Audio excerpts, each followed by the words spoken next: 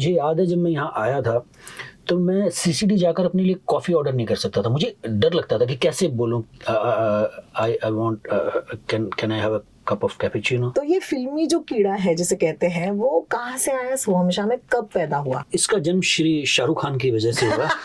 जुम्मा जुम्मा दे दे, मुझे टाइगर करना है, मुझे बहुत पसंद है वो रोल। रेडियो नशा। I have been wanting to talk to Soham Shah for a while now, और आज मेरी गिरफ्त में आए हैं। इंस्पेक्टर साहब, वेलकम टू रेडियो नशा। मतलब इंस्पेक्टर को कैदी बना लिया आपने। I have just watched a series called दहाड़, okay, and it's मतलब कहते हैं ना कि some series आप देखते हो, some series आपको देखते हैं। तो दहाड़ is that sort of show that's been watching me because I have been so uncomfortable with it, और मुझे बड़ा मजा आता है जब एक शो आपके साथ ऐसे कर सकता है। You know, आप आंखें बंद करते हो, आपको सिर्फ वो शो ही नजर आता है, आप गेस करिए शो में क्या हो रहा है।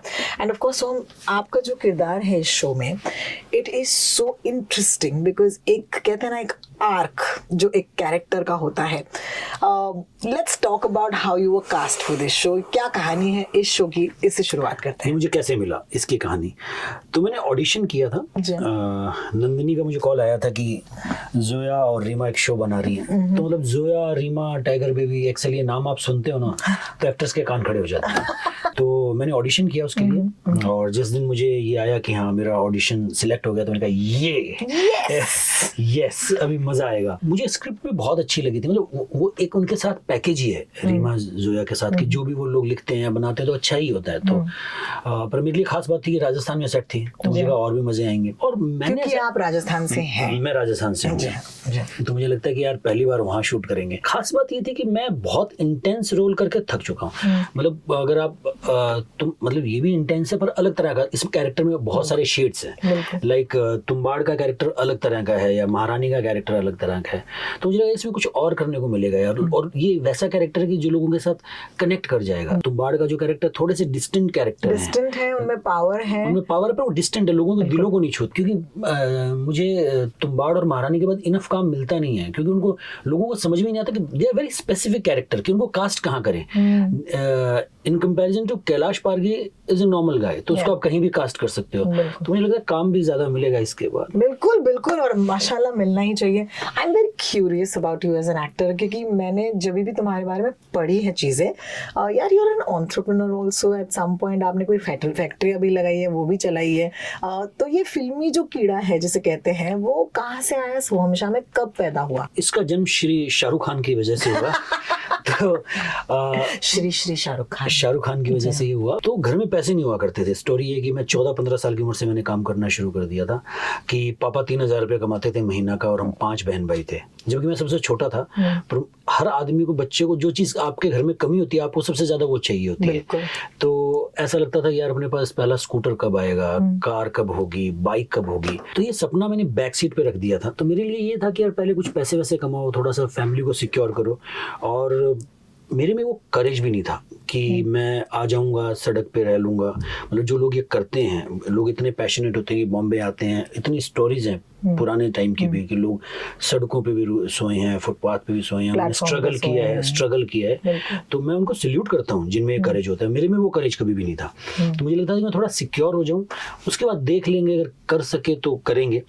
तो मैं एक टाइम पे सिक्योर हो गया, तो मुझे लगा कि यार अभी बॉम्बे का रुख करना चाहिए और अपने सपने को जीने की कोशिश करनी चाहिए।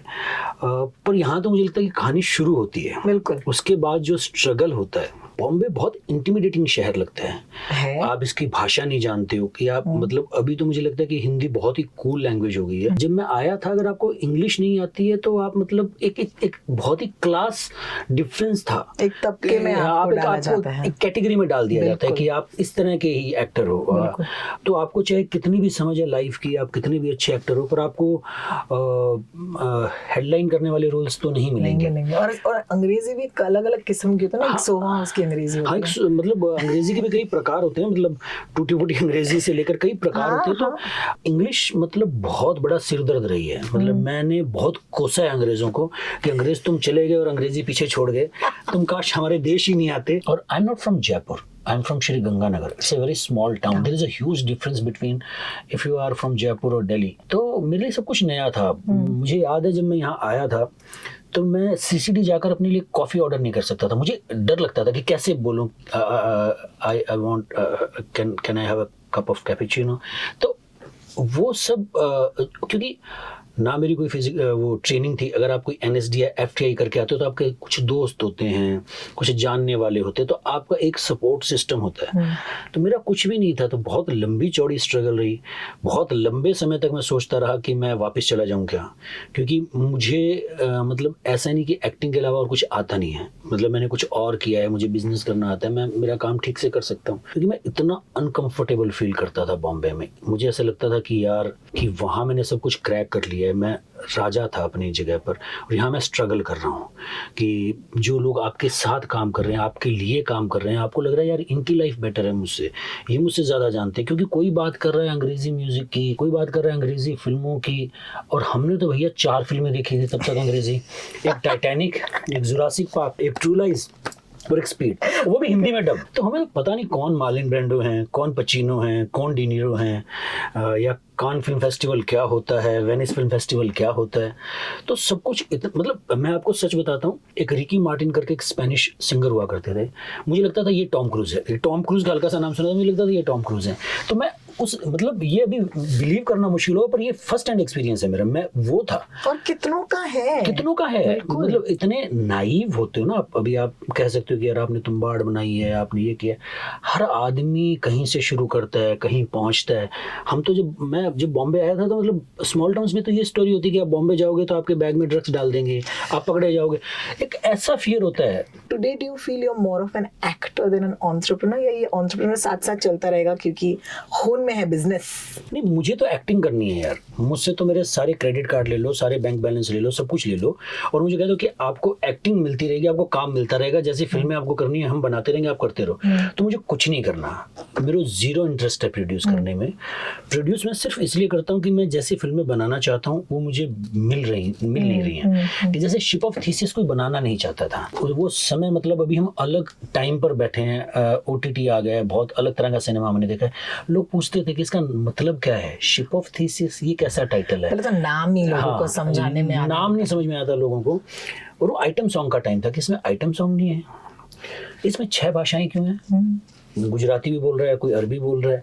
तो वो उस समय जो मैंने वो फिल्म बनाई उसे कोई बनाने के लिए तैयार नहीं था। तो मुझे लगता था कि यार ये स्टोरी अच्छी है, और टू बी ऑनेस्ट मैं भी ऐसा कोई इंटेलेक्चुअल आदमी नहीं था कि मुझे ये नहीं पता था this is about identity and this thing for me. तो मुझे लगा यार मैं फिल्म बना लूं जिसको देखकर अगर कोई आदमी अपने ऑर्गन्स डोनेट कर दे और 4 लोगों को भी जिंदगी मिल जाए तो मेरे लिए इनफ है। मेरा मेन थॉट ये था। एक्चुअली उस फिल्म का मैसेज यही है, मतलब मेरे हिसाब से मेरे लिए फिल्म का वो मैसेज वर्क करता है, वो जो ये है कि what's the idea of identity, beauty and justice, जो उस फिल्म की स्टोरी है वो मतलब मैं जहाँ से आता हूँ हम लोगों के लिए कम रिलेट करती है। मेरे लिए ज़्यादा रिलेट करती है कि यार अगर आपने वो फिल्म देखकर सीखा कि अगर आपकी आंखें आप डोनेट कर दो तो किसी आदमी को दुनिया मिल जाएगी, मेरे लिए वो ज़्यादा इम्पोर्टेंट था। तो मुझे पर मेरी कहानी बहुत पसंद आती थी उसमें, शिप ऑफ थीसिस में। मुझे लगता है कि बहुत मज़ेदार, बहुत ही सीधी सरल कहानी थी वो। बिल्कुल बिल्कुल। और फिर उसके बाद तुम्बाड़, तो तुम्बाड़ भी कोई बनाने को तैयार नहीं था।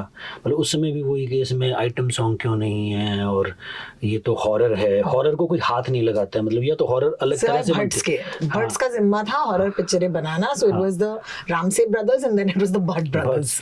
तो वो मुझे लगा कि कोई बना नहीं रहा। और आप जब बाहर से आते हो ना तो एक अजीब सा आपके अंदर करेज भी होता है, पैशन भी होता है और मैडनेस भी होती है, क्योंकि आपको कैलकुलेशन में कम बिलीफ होता है कि आप कैलकुलेशन पे रिलाई नहीं करते हो। तो मुझे लगता था यार ये तो एक दादी माँ की कहानी है कि मतलब कि एक राजा था, वो जाता था वहां से सोना लेके आता था, तो ये कोई बन क्यों नहीं रही है। पर वो अलग बात है कि जब बनाते हो तो आपको पता चलता है कि इसमें VFX होता है, इसमें 7 साल लग जाते हैं, तो जान निकल जाती है। तो मैंने जो भी बनाई है फिल्में आई गेस वो इसीलिए बनाई है कि कोई बना नहीं रहा था। तो अदरवाइज मेरा पैशन सिर्फ acting.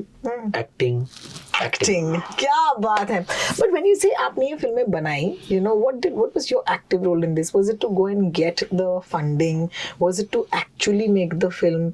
You know was it the production के कौन सा हिस्सा जो था जो आपको करना था, या सब कुछ किया? मैं धीरे धीरे इवॉल्व हूँ। मैं आपको ऐसा कह दूँ मुझे पहले दिन प्रोड्यूस करना आता था, तो ऐसा नहीं है। धीरे धीरे आप सीखते हो, समझते हो। और मैं तो स्टूडेंट हूँ, क्योंकि मेरे एक बहुत बड़ा लाइफ का जो टाइम है मैंने किसी और चीज़ में बिताया है। बिल्कुल। तो मैंने धीरे धीरे ऑन द जॉब सीखा है। जैसे आपने कहा कि मैंने हिंदी ऑन द जॉब सीखी है, तो मुझे लगता है कि धीरे धीरे मैंने करके चीज़ें सीखी हैं। हाँ, फंड्स तो कोई देता नहीं है ऐसी फिल्मों के लिए, तो मैंने खुद के फ्लैट्स, खुद की प्रॉपर्टी बेची है वो, क्योंकि मुझे लगता था कि यार मुझे करना चाहिए। और वो स्टोरीज मैंने सुनी हुई है कि राज कपूर ने ये कर दिया, और मुझे बहुत फैसिनेटिंग स्टोरीज लगती है, मुझे वो पैशन दिखता है। बिल्कुल। तो पर तुम्बाड़ के टाइम पे मैंने बहुत मेहनत की कि उस फिल्म की जब शूट खत्म हो गई थी तो लास्ट के टाइम में हम ऑफिस में 4 लोग होते थे। मैं, फिल्म का को डायरेक्टर आदेश प्रसाद, संयुक्ता काजा जिन्होंने एडिट की है, और प्रणव ठक्कर करके जो पोस्ट प्रोडक्शन करते थे। हम 4 लोग होते थे, और क्रू को भी ये इल्म नहीं था। क्रू को भी लगता था ये फिल्म बंद हो चुकी है। हम धीरे धीरे करते जा रहे थे। VFX के लिए मतलब हम स्वीडन गए, वो स्वीडन वाला आदमी हमसे मिलने को तैयार नहीं, उनको लगे कि ये फ्रॉड आदमी है। तो हम कांस फिल्म फेस्टिवल में पूरा 5 लोगों का हम ऑन्टराज गए, उनको कन्विंस किया कि भैया हम पैसे दे देंगे, आप प्लीज़ हमारा काम करके दे दो। तो उसके लिए बहुत मेहनत की गई कि कैसे इस फिल्म को फिनिश करें। बहुत टफ था। तो ऑन द जॉब मैंने सीखा है, मुझे लगता है।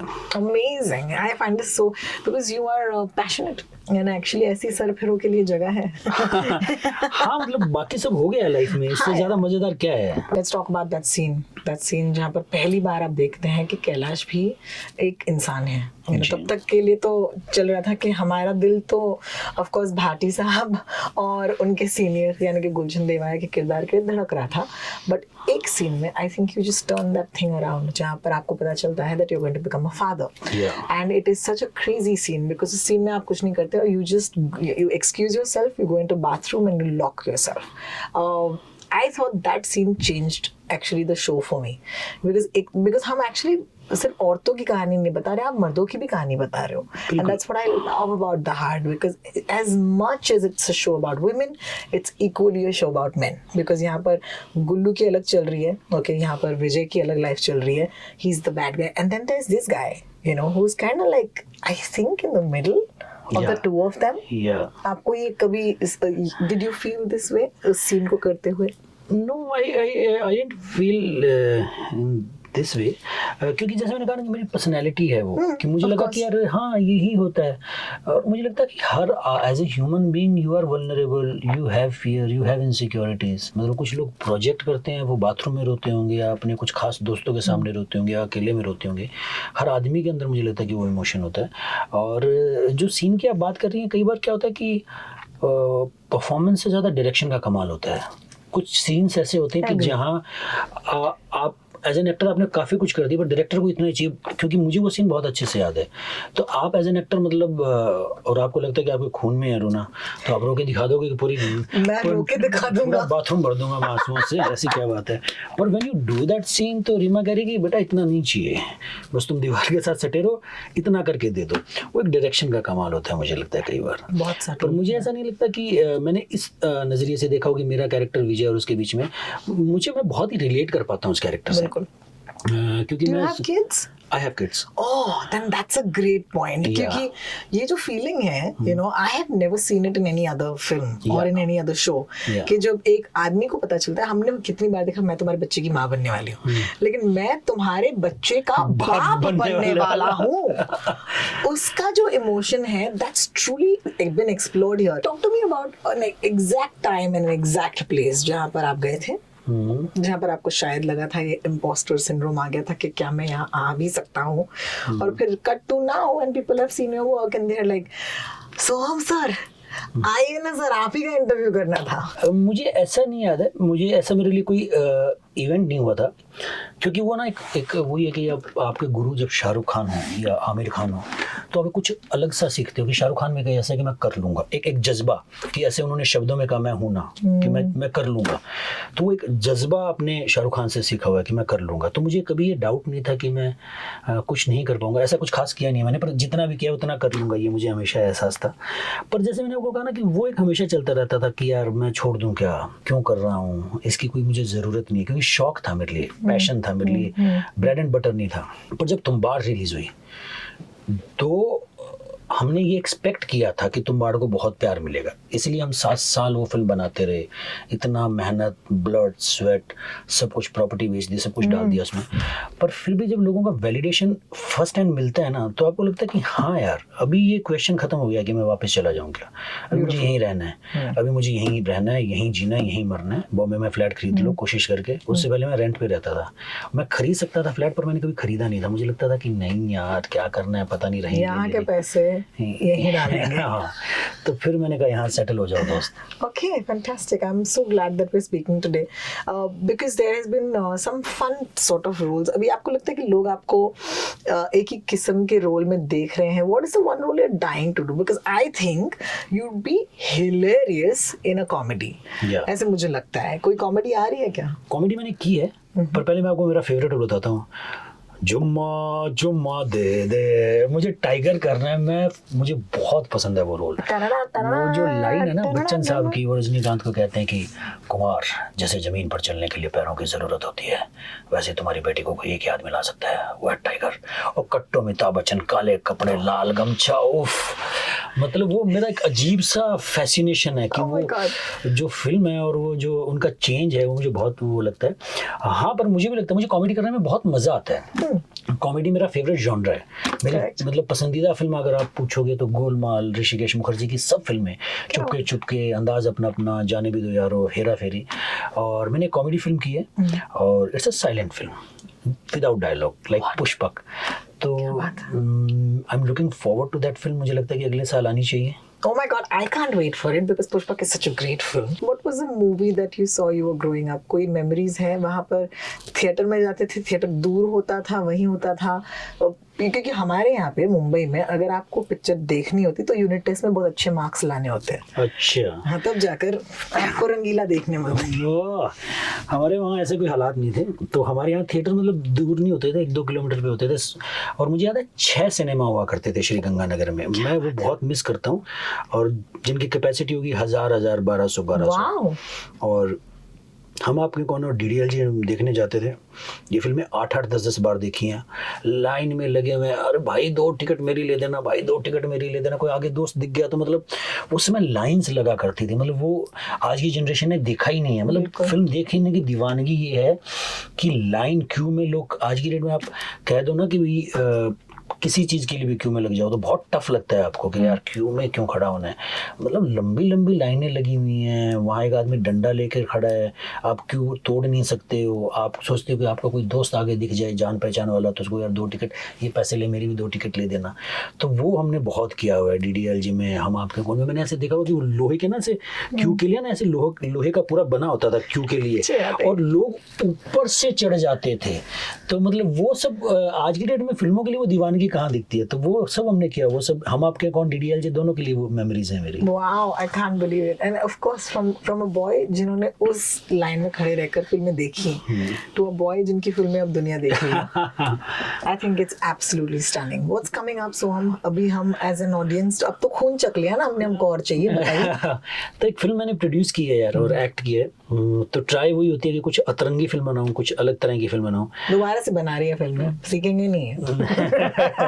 तो अभी जो फिल्म बनाई है उसमें एक ही कैरेक्टर है और वो आदमी कार में चलता जा रहा है और स्टोरी अनफोल्ड होते जा रही है। तो ये फिल्म मैंने शूट कर ली है, एडिट में है, तो मुझे लगता है इस साल या अगले साल आनी चाहिए। और इसके अलावा एक और मैं बहुत ही एम्बिशियस प्रोजेक्ट बना रहा हूँ जो तुम्बाड़ से भी ज़्यादा एम्बिशियस है। मुझे लगता है कि इट्स पीरियड फिल्म, 1918 में सेट है। स्पेनिश फ्लू आ गया है, एक आदमी 2nd वर्ल्ड वॉर से लौट कर आया है, रोमांस है, गांव पर 3 कर्स हैं, कुछ मैजिकल है फिल्म। तो ऐसा कुछ है। Do you believe in magic, occult? यार मुझे तो भूतों से डर लगता है। देखो मैं हॉरर फिल्म देख नहीं सकता, मैंने बनाई है वो अलग बात है, पर मैं देख नहीं सकता। मैंने सिर्फ एक फिल्म देखी है, राज, उसके अलावा मैंने कोई फिल्म नहीं देखी। मुझे मतलब सदमा हो जाता है, फिर 3-4 दिन नींद नहीं आती। और अभी तो क्या है कि मैं अकेले सो जाता हूँ। एक टाइम था, बहुत बड़े टाइम तक मैं मतलब बच्चों का भी बाप बन गया था, तब तक मैं अकेले सो नहीं पाता था। मेरी मम्मी को पता था इसको अकेले नींद नहीं आती, तो कोई ना कोई सोएगा घर में इसके साथ। तो मुझे बहुत डर लगता है भूतों से। करेक्ट। आपके कोई भूत नहीं हो, सिर्फ कैस्पर जैसे फ्रेंडली गोस्ट हो आसपास, ये मेरी उम्मीद है। But I've been wanting to talk to you for a while, and I'm so glad कि आपका काम जो है आपको मौके दे रहा है, you know, सबसे बात करने का, because काम के ज़्यादा या काम के बाहर बात करने को कुछ होता नहीं है. Right. And I'm so glad that your work is bringing you in every place that you deserve to be. Thank you so much मेरे शो पर आने के लिए. Thanks a lot Rohini. और जो 90 के गाने आपने गवाए वो उसमें दिल में मजा आ गया. देखो Radio Nasha.